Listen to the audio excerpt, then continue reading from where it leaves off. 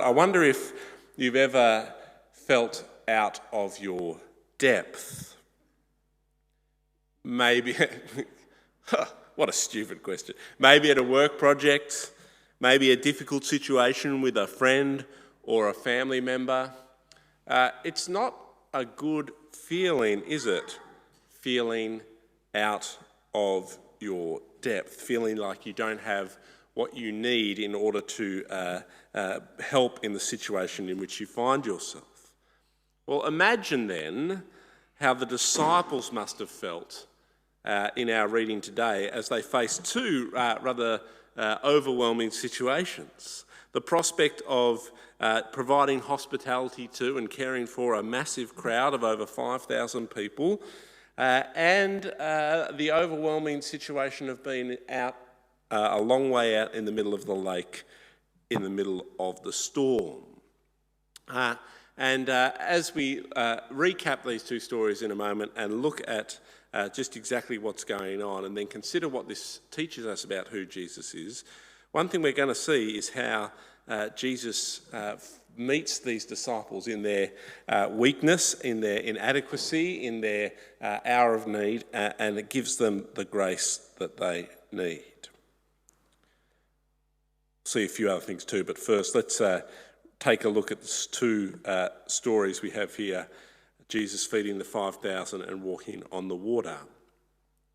We see that Jesus in verses 1 and 2 of chapter 6 is still ministering in Galilee. We see that he's been there a while. You'll remember a couple of chapters ago that he was up in Jerusalem for Passover, flipping temples, and now we see it's nearly Passover time again, and Jesus is still in Galilee. So there's been a long period of ministry for Jesus at this point in this part of the world. And of course, one might expect, as Jesus has been doing all sorts of miraculous things and teaching people and whatnot, that he's gathered quite the audience. And we see that here, don't we? There's this huge crowd, but it's getting dark and it's getting near the time where they need to do something about feeding them. And so, as he sits down with the disciples, Jesus asks them a question. He says in verse 5, "Where shall we buy bread for all these people to eat?" Okay, disciples, particularly Philip in this case, how are we going to feed these people? Now, of course, Jesus is acting like any good leader here, isn't it? Because Jesus knows what he's going to do, but he's asking a challenging question in order to provide an opportunity for growth and training for his disciples. And so Philip answers, "It would take more than half a year's wages," verse 7, "to buy enough bread for each one to have a bite." In today's money, in Australia, that's approximately $45,000 worth of bread required to feed the people.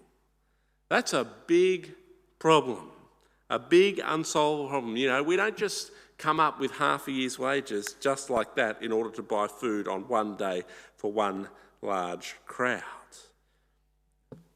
Philip basically says, I don't know where we're going to get enough bread for these people. The problem is too big. And then Andrew chimes in and gives the sort of answer that people are inclined to give when they're out of their depth, but they want to try and help in some way if they can. "Here is a boy with 5 small barley loaves and 2 small fish. But how far will they go among so many?" We all know that moment, don't we, where we've been in a situation where the task seems so impossible, and so you just do the best you can and offer the only solution you can think of. Well, I don't know how we're going to do it, but hey, I've got 5 loaves of bread and 2 fish. Maybe somehow that'll help, that'll chip in. And of course, then Jesus does something rather remarkable with that offering. Jesus says in verses 10 and 11, "Have the people sit down." There was plenty of grass in that place, and they sat down. Jesus took the loaves, gave thanks, and distributed to those who were seated as much as they wanted. He did the same with the fish. And not only from those 5 loaves and 2 fish does Jesus make enough food for everyone, some 5,000 plus people, but there's leftovers. Verses 12 and 13. When they had had enough to eat, he said to his disciples, "Gather the pieces that are left over, let nothing be wasted." So they gathered them and filled 12 baskets with the pieces of 5 barley loaves left over by those who had eaten. And rightly so, this miracle gets the people excited about Jesus. Wow, like look at this guy. He can feed 5,000 people, 5,000 men, plus women and children, by simply multiplying bread and fish. This is amazing. This is the one whom we've been waiting for. And they say in verses 14 and 15, don't they? Surely this is the prophet who has come into the world. And we see a window into Jesus' mind here and a window into the people's mind here, that they want to make Jesus king by force. And so Jesus withdraws from the crowd and the disciples are left there before they head down to the boat. It's interesting, isn't it, that the people think that they know who Jesus is, but they sort of get wrong what that means. And we'll have a look at that in a moment. But after this happens and they withdraw, the disciples are there, evening comes, and so the disciples decide to head out onto the lake, verses 16 and 17. When evening came, his disciples went down to the lake, where they got into a boat and set off across the lake for Capernaum. By now it was dark, and Jesus had not yet joined them. And as they head out on the lake, a storm hits. Verse 18, a strong wind was blowing and the waters grew rough. And they get a fair way out into the lake in the midst of this storm, or before this storm hits. When they had rowed about 3 or 4 miles, we read in verse 19. And 3 or 4 miles, some Bibles there put it into metric terminology for you. It's about 5 to 6 kilometres. I spent some time on Google Maps trying to work out if I could help you understand just how far out into the lake that is, so you can get a sense of how far away from land they were. But from Symonds Park to the other end of if you stand at the edge of Symonds Park, which is where the kids' playground is, and you look out to the end of the Tasman Bridge, that's 2.5 kilometres. So 5 to 6 kilometres is twice that distance in one direction. That's a long way away from any hope of getting back to land in the midst of a storm. And it's a long way away for Jesus to turn up, walking. Jesus is approaching the boat, walking on the water, and the disciples are scared. And that's right. That's a good response. John's Gospel has such familiar stories to us that it's often so easy to miss the bizarreness and the weirdness and the amazingness of what's going on. You know, we think, why was Nicodemus so confused about the instruction to be born again? Everyone knows what that means. Why was the woman at the well so amazed that Jesus knew about her life? That's what Jesus does. Why were the disciples scared that Jesus could walk on the water? Well, because people don't walk on water. And when you see it in the midst of a storm, it's scary. You'd think maybe it was a ghost. You wouldn't probably know what to make of it.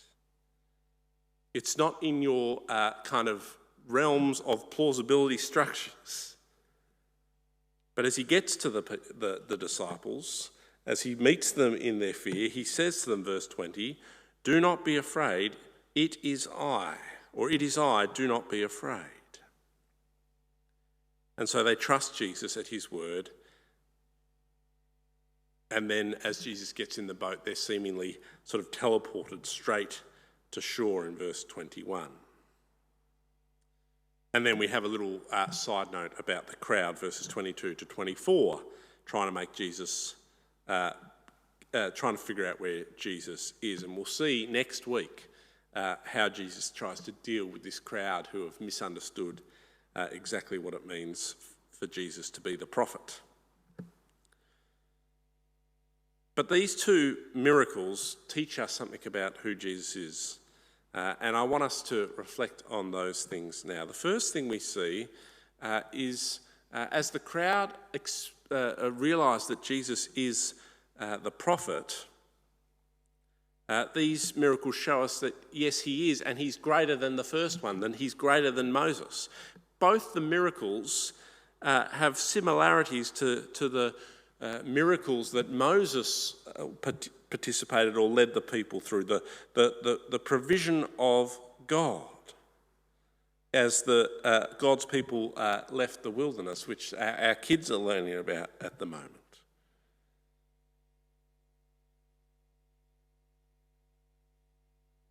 Deuteronomy 18:15 says, Moses says to God's people this: "The Lord your God will raise up for you a prophet like me from among you, from your fellow Israelites. You must listen to him."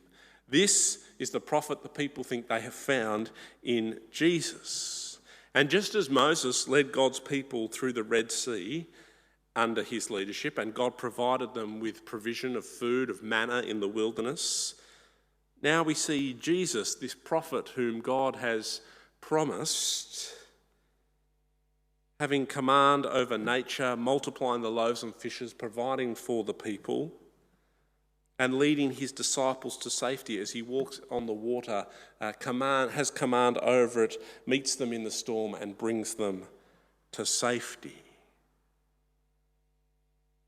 This prophet is indeed here. And he doesn't need our help to make him king. He already is the king of the world. He already has power over nature. We simply need to trust him. Jesus is greater than Moses. He is the promised prophet. We also see, though, how God is in the business through Jesus of taking our weakness and our smallness and using those things for his glory and for his purposes. We have a great example of that with Andrew, who offers the little boys bread and fish in verses 8 and 9. And even in the disciples' fear in the boat, as they see Jesus and hear him announce who he is and allowing them in, that's all they can do. They're kind of at a loss in this storm, tired after a long time rowing. But God is in the business of taking our weakness, our smallness, our insignificance, and using that for his glory and purposes. Paul talks about this in 1 Corinthians. Let me read to you from chapter 1, verse 27. God chose the foolish things of the world to shame the wise. God chose the weak things of the world to shame the strong. God chose the lowly things of the world and the despised things and the things that are not to nullify the things that are. Or, as one commentator reflects on this passage, Andrew does not see how the child's lunch can be of help, but just such weakness is characteristic of the way God provides. God chooses what is foolish, weak, lowly, despised, and even non-existent. He is the God of the impossible, and the salvation of each of us testifies to this. It is precisely because the disciples are out of their depth that they are forced to rely on Jesus for their help. And that goes, as that commentator notes, all the way for us to our salvation. None of us can save ourselves. All of us need Jesus.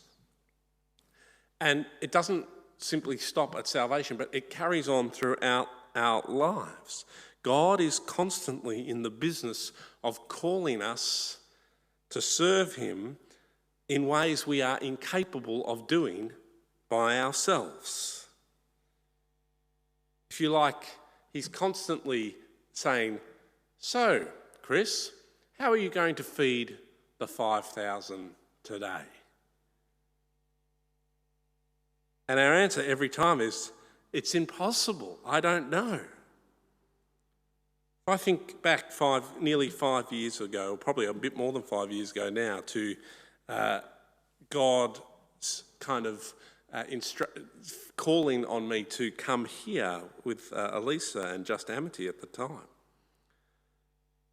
Go to that church and try and help it and lead it to become a church that reaches all ages and stages.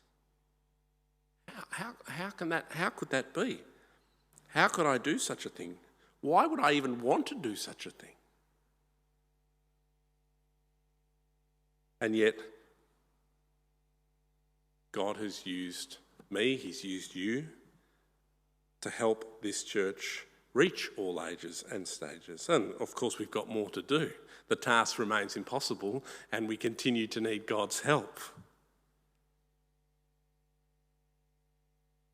But whenever we talk about being a church for Lindisfarne, making disciples of Jesus, perhaps you pause and ask yourself, how could God use me to make a disciple?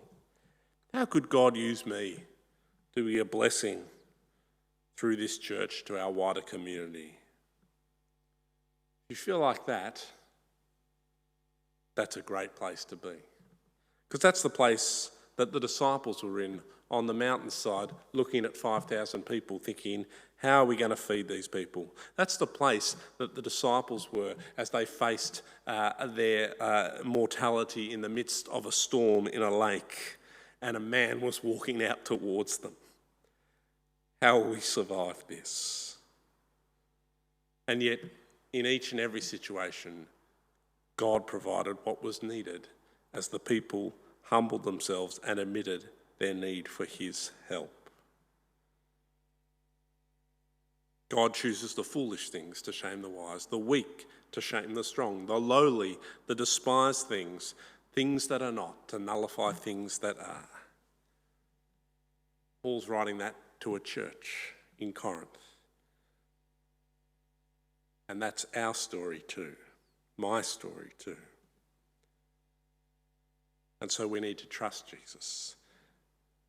Trusting that he is who he said he was, that he is the promised prophet, the Messiah, the one who has come to bring salvation to all. But also, we need to understand Jesus as he truly is. The people rightly identify Jesus as the promised prophet, but they wrongly understand what that means, don't they? They want to make him king by force, we read in verse 15. And as we think about using our weaknesses and seeking to serve God with the things that he has given us, it's easy, isn't it, for us to come up with our own ideas and to confuse them with God's will.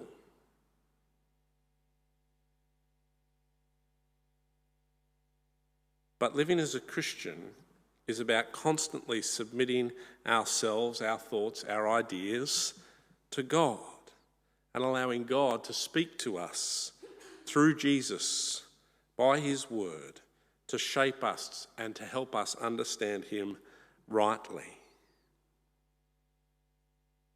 The disciples have to trust Jesus for who he is in the middle of the storm when they see him walking on the water. They don't fully understand what they're seeing, they're afraid, and yet they trust him at his word. It is I, don't be afraid, verse 20.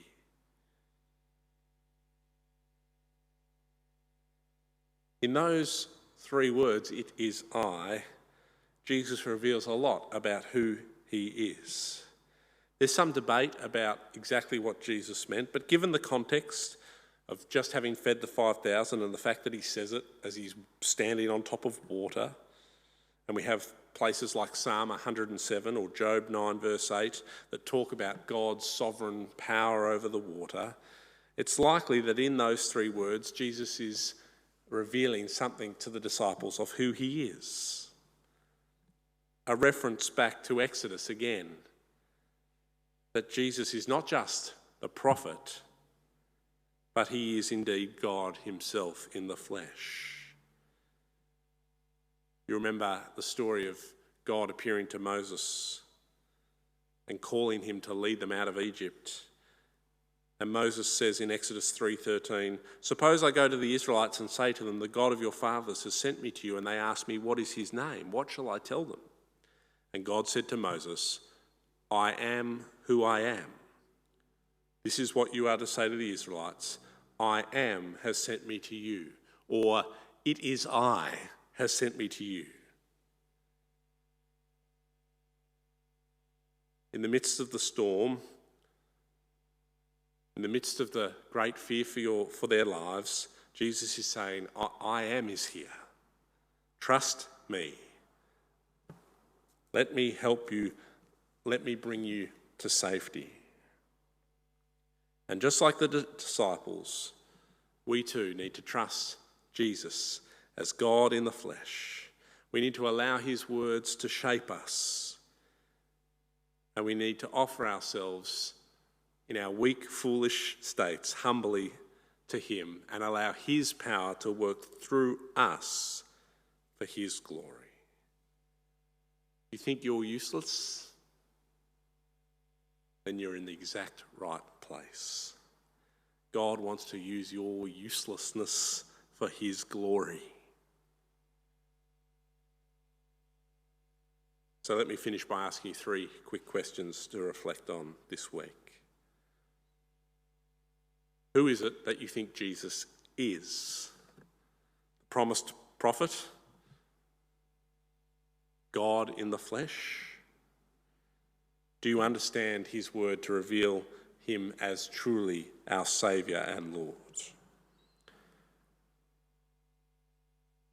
Do you believe that God can use you for his glory, no matter how insignificant you may feel?